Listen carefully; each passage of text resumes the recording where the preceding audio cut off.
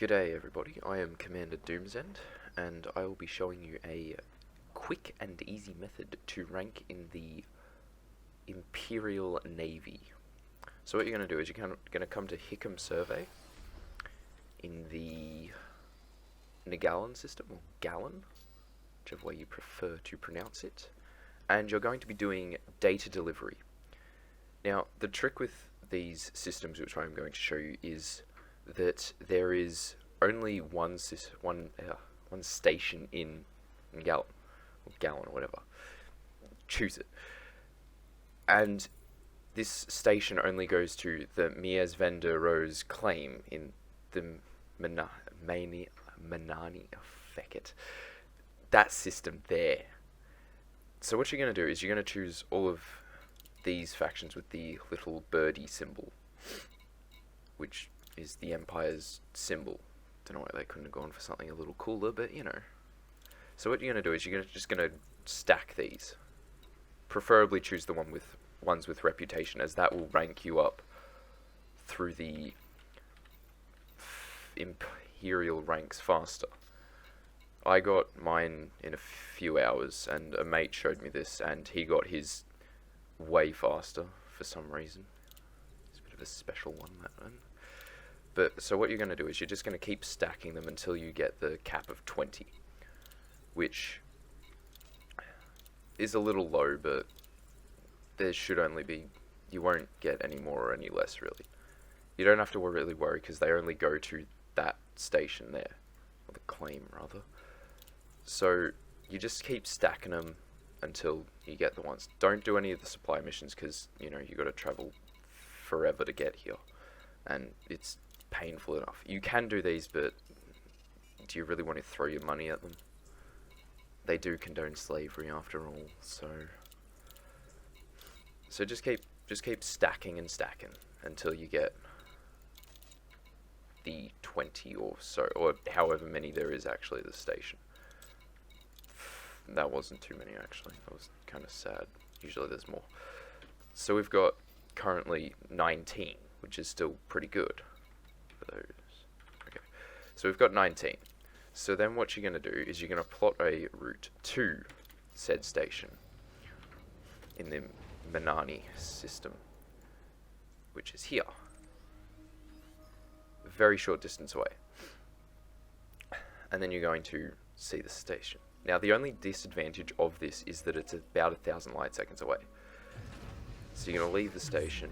It doesn't take too long. Don't try doing this with a large ship either, you won't be able to dock. So basically you just travel there, doesn't take too long. That happens basically every time because of the amount of missions that you've got. Most of these will be data, like time delivery bonuses. Example, extra 180. Extra 180. Probably an extra 180. No, 180. 100. 120. There is a small chance that you will get interdicted whilst doing this run. Not too much to worry about. Every time I've been interdicted, it's been an anaconda, so yay. But it's all NPCs. I've only seen 2 other commanders down here, so not too many ganking threats. I'd probably state that this is better than the Sothis and Seos run, because feck it, they got nerfed to hell, and it took me forever to get the actual Rear Admiral rank to get my Corvette. But it's much quicker than those. The only issue is that you've actually got to travel, like I said before, 1,000 light seconds basically, and that does take a little bit of time. So whether you want to do that or not, it's up to you. I mean, really everything's optional. You don't really need a high jumping ship, as you saw before. It's only like 4 light years apart between these 2 stations. Just gonna line that up. The coffee now. Sweet coffee. I'll just continue going through these. Wish I could show an interdiction, but you know. No one's saying, hey, you got an enemy coming behind you. if you're new to the game, this isn't actually too difficult, and it's pretty good at getting money. As you saw, there's bonuses of 100,000 plus credits, and the optional time left 30 minutes. You're easily going to be able to get to this station within 30 minutes.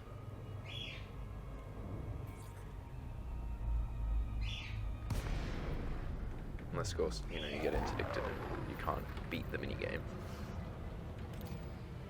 But even then, it's medium to small ship. The rebuy's not overly excessive.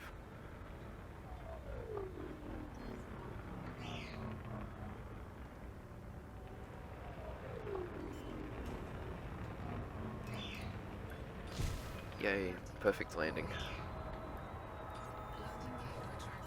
Right. So now that we're here at Mia's Vendor's Rohi's Claim or whatever, honestly that person needs a better name, you just hand him in.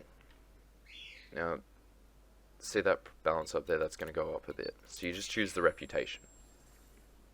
I can't exactly show you how much you'll get, but it is a fair amount. And this is probably the most boring bit. So you hand all this stuff in, and you'll make a few 100,000 after a few hours, or you'll make a few thousand credits. After handing in the data courier missions, we can see that the amount of money has increased, and with it, the reputation of all of the factions that are on this claim have guaranteed going to have increased. Except for this person, don't do any missions for these people. They don't actually have the symbol, so they're not aligned with the Empire, so you don't want to be doing that unless, of course, they've got decently paying missions. Now, this person doesn't have any of the data courier missions currently, so not much here. Now, this is where the path can divert. You can either go back to Ngalinn and hand in the data courier missions there, or you can go to Aitvas, which is a 19 light year jump, 20 light year jump. Aitvas. And what's good about Aitvas is that the station is actually a lot closer, 374 light seconds, which takes very much less time to get to than this one, Mia's Vendor's Claim, or the other station. I can't remember the name of it currently. But what this is where you can either choose to just go back to the previous station, or you can go out here. These ones pay lots more. The reputation is going to be the same though. What I did when I was doing my loops was I'd take all of these to Aitvas and Ngalinn, because at Aitvas there is no missions back to Myanmar. Ugh. I hate pronouncing some of these names. So you just take every single data courier mission, except for the long distance ones. Don't do them; they're not worth it. So you take all of the ones to Aitvas, and you'll get your ranks through the Imperial Navy very quickly by not showing any valor in combat or proving your worth to them. But no, you can definitely carry the missions. So what you do then is you just launch. You'll get your ranks fast. So we'll just plot it route. Now that we're in Aitvas, of course, we get all of the, hey, we'll pay you more to get here within about 12 minutes. Or 12 minutes. Or really just 12 minutes, because apparently they need all of this data really quick. Which is good for you, because you will actually get much more money. The reputation and influence doesn't go up with the increase in money though, which maybe Frontier should tweak a little bit. Maybe, an extra bit of influence if you get there, or reputation or something. Because it would make sense that if you've got economic data, that the faster you get it there, maybe the influence would grow just that little bit faster. But anyway, we're not here to talk about that. We're talking about how to get an imperial rank, such as king, much faster. As you can see, the amount of data courier missions that give bonuses is quite a lot. And the more that you have, the higher chance that you will get one of the bonuses. Alright, so now that we're here, we can hand in those missions and take the reputation. For doing this route, you probably need a 21 light year jump range ship. So now that we're handing them in, we'll get a bit more money and so on. Data. Occasionally you will get extra jobs from the previous station that you docked at, which are kind of handy. Just means there's a little bit more work for you. Prevent a medical emergency. You've already got a medical emergency on your hands.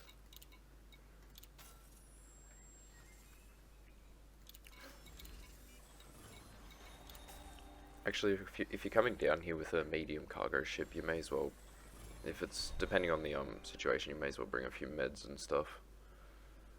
Because, you know, selling to the sick is always a good idea.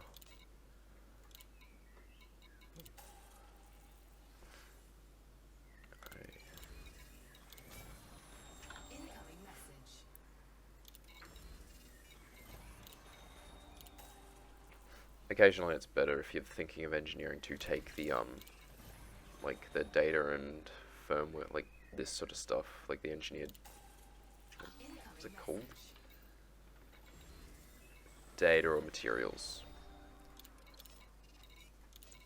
So now what we do is we don't do any of these economic data acquisitions, because you've actually got to travel more distance, and yes, the money might look nice, but to do it you occasionally do gain fines and bounties, and if you get blown up, then you're transported not to the previous station you docked at, or the previous station that you docked at, but to a prison barge which might be a few hundred light years away.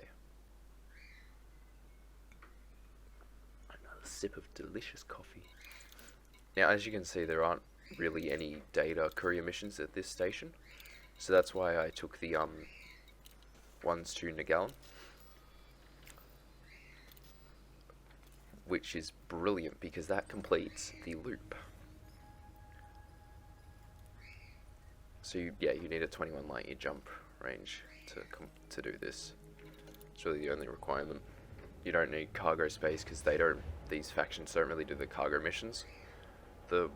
When I finished grinding for my my status of king in the Empire, they did have like cargo delivery missions for 200 light years, which I don't get why you'd want to have to do that. Like, it's not really worth it for you, because then you have to travel all this way back. If you come across a system with a few planets in it, yeah, that's pretty good, but you've still got to travel all the way back, and unless of course your jump range is somewhat nice, like 40 or 60 light years, it's gonna take you a lot longer to complete those, and the money for it is not worth it. I'd probably recommend pay night mining, which is actually how I got a bit of my money, because you don't need any extremely specific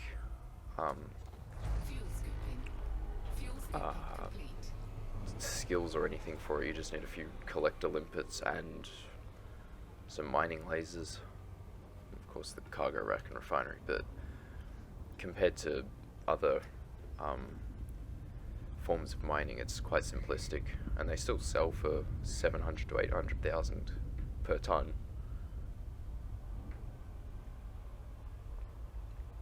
at certain stations, of course, similar to void opal mining. But yeah, it's pay night mining's pretty good for money. So if you get your status of king and you want that nice cutter, the cookie cutter, then pay night mining or any form of mining would easily get you the money to be able to afford that. My friend who actually showed me this method got his cutter within 60 hours of having the game. So yeah, he bloody grinded through all this. He actually used the same method. He showed me this through a bit of persuasion, of course, but you know. Alright, so basically now that we've completed the cycle, you can see how long it takes to do one rotation, and it doesn't take long to rank up. You'll be doing it quickly, and now see there's already more missions for you to take with each Imperial faction, which is very nice. So you can just keep grinding this out for probably a few hours and you'll definitely have your cutter, plus a few thousand in the bank. See, another 3, nothing, why would there be? So that, yeah, extra few, that's not what we want to see. 4, 5, 6, 7, 8, 9, 10, 11, 12. So you can just keep doing this, and you can also do, like, after a few rotations, you can probably start donating a bit of money, which does boost your stuff, but it does cost ludicrous amounts of money for. I wouldn't recommend it. Just keep doing the data career missions, and that's probably all you have to do. Just keep going through these. Another small detail about this area is the fact that your starting systems, Dromi, which is usually the first one, is a little bit far away. 215 light years.